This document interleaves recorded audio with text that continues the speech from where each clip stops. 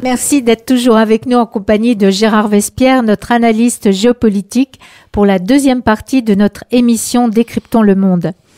Très souvent, Gérard, nous évoquons ensemble des situations de tension.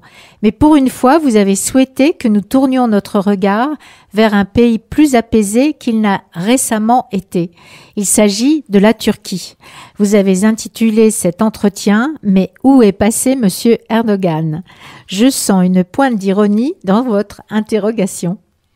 Jacqueline, l'humour ne fait-il pas partie de la vie, n'est-ce pas? Pourquoi n'aurait-on pas droit à une pointe d'humour en géopolitique? Nos sujets sont souvent très sérieux, nous avons là l'occasion de les alléger un peu.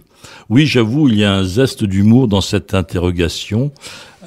Tayyip Recep Erdogan nous a habitués ces dernières années à faire régulièrement les titres de l'information internationale et depuis quelques mois, presque un silence radio, comme l'on dit. Donc, avant d'évoquer ce silence, et bien sûr inévitablement les causes, pourriez-vous nous rappeler la liste des grands titres de l'information dont M. Erdogan nous a gratifié depuis quelques années ?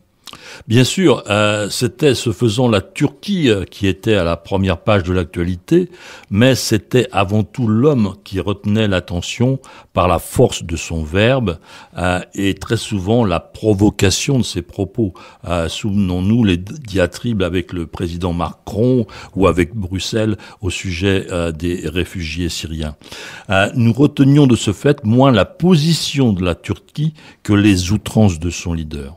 Et les théâtres d'action donc ont été innombrables. La Syrie, en premier lieu, avec l'intervention armée turque, qui a même été jusqu'à abattre un avion russe au cours de démêlés entre les deux pays. Donc un deuxième déploiement en Turquie, cette fois-ci dans les régions kurdes. Enfin, dans un point de vue militaire, de projection de puissance, la présence militaire légère mais réelle en Irak et les frappes contre les Kurdes. Donc, si on continue dans cet aspect de projection de force, un cinquième sujet, eh bien, c'est la projection des forces turques en Libye. Donc, toujours dans le domaine militaire, nous avons les querelles avec l'OTAN concernant l'achat de missiles antiaériens russes. Donc, sommes-nous au bout de la liste? Eh bien non, il y a encore les provocations envers la Grèce concernant les limites des eaux territoriales et les ressources réelles et importantes en gaz.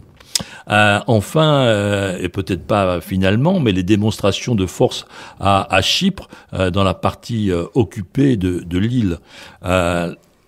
Après, un peu plus au nord, l'organisation et l'appui de la Turquie à l'Azerbaïdjan dans l'attaque de la région du Haut-Karabakh. Donc à cela s'ajoute sur le plan diplomatique le débat et les querelles concernant les réfugiés syriens avec les pays européens et Bruxelles. Donc l'interventionnisme des minorités turques en Europe, nous avons également vu cela, et il s'agissait de meetings politiques dans le cadre d'élections nationales turques avec les groupes activistes des Dougris. Donc nous avons là 10 chapitres d'actions d'activisme turc depuis ces dernières années. Cette rétrospective est en effet incroyable et preuve d'un activisme démesuré. Rappelez-nous les moteurs d'une telle action politique extérieure débridée.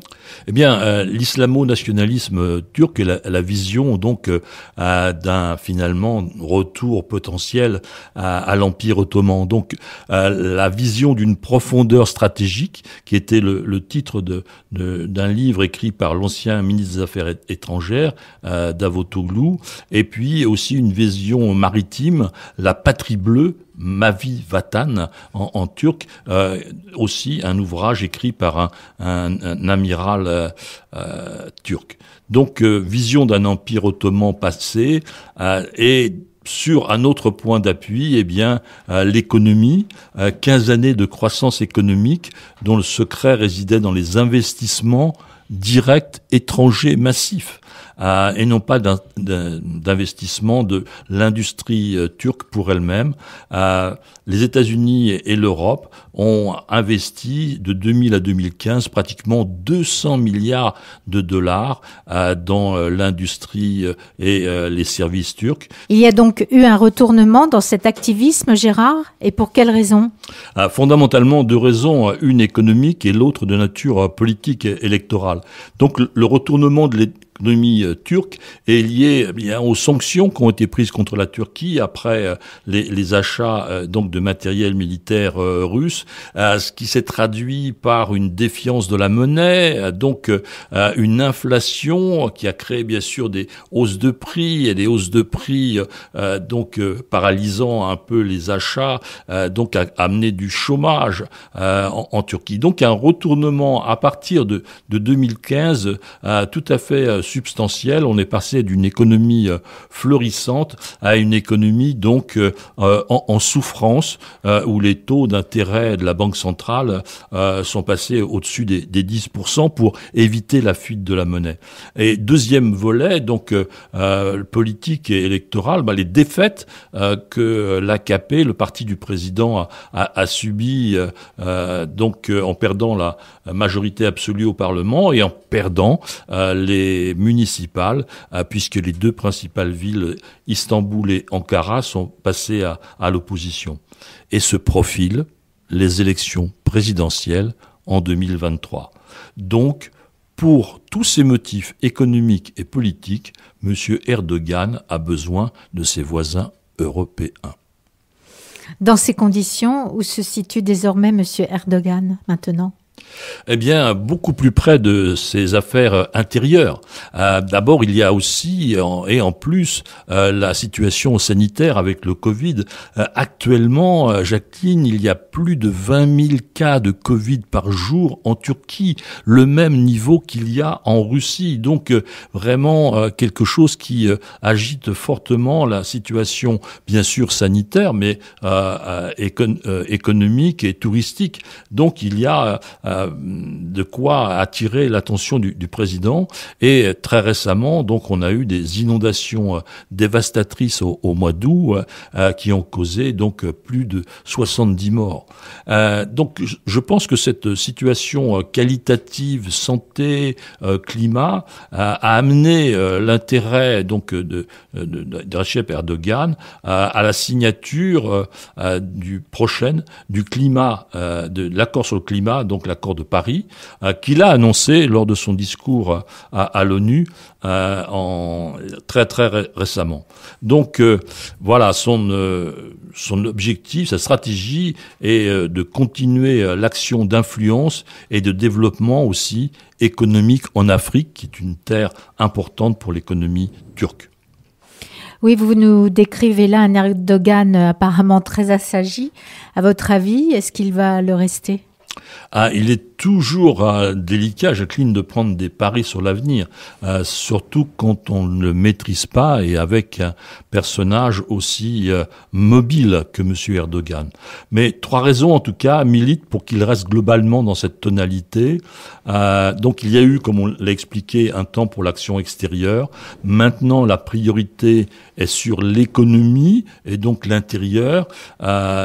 Comment gérer au mieux la monnaie, la livre turque pour combattre l'inflation et faire revenir la croissance. Donc il a deuxièmement besoin de relations apaisé avec les Européens pour sa réélection. Je pense que c'est un élément aussi très important. Mais sous les radars, la Turquie continue son expansion africaine. Donc ça, c'est vraiment très important. Elle vient d'ouvrir une très grande mosquée au Ghana et avec donc bien sûr les suivis économiques de construction qui vont avec. Il y a la relation complexe avec la Russie et aussi dans le cadre d'un triumvirat Russie, Turquie, Azerbaïdjan. Donc une potentielle contribution turque à la stabilisation afghane. Il a été question depuis de nombreuses semaines donc du contrôle de l'aéroport de Kaboul par les forces militaires turques. Donc voyez-vous, là on est aussi dans une phase d'apaisement. Nous retiendrons ce mot apaisement, Gérard, et en quelque sorte un Erdogan enfin placé devant les réalités du pouvoir et de l'économie.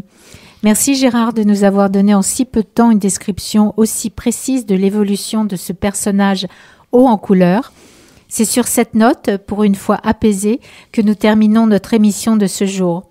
Si vous souhaitez découvrir tous les écrits interviews de Gérard Vespierre sur toute l'actualité internationale, vous pouvez le faire en allant sur son site www.lemondedécrypté.com, une adresse à retrouver sur le podcast de l'émission. À la semaine prochaine pour un nouveau numéro de Décryptons le monde. D'ici là, portez-vous bien et prenez soin de vous.